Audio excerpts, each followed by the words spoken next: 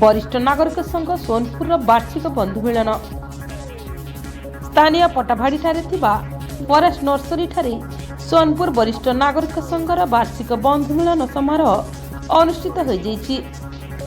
संघर सभापति प्राध्यापक डॉक्टर ज्योतिरंजन बहिदार सभापतित्व अनुष्ठित होइतिला।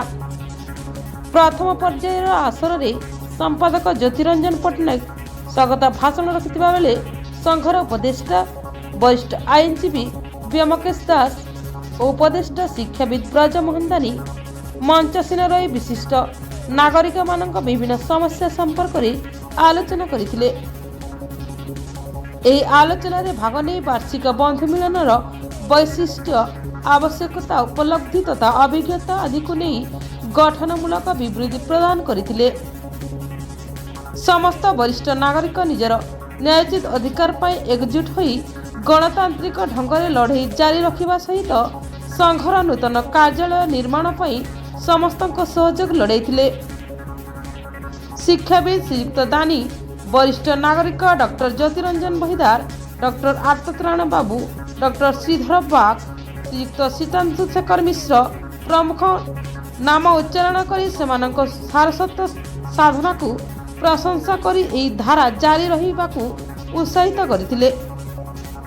सेहीपरि द्वितीय पर्याय रे डॉक्टर संतोष कुमार पाढ़ी, कवि आर्तत्राण बाबू और कवि श्रीधर बाग संयोजन रे सुवर्णपुर जिल्लार इतिहास साहित्य और संस्कृति उपरे आधारित एक प्रश्न मंच कार्यक्रम होइतिला, जहाँकि बेस उपभोग्य और उत्साहजनक मन होइतिला।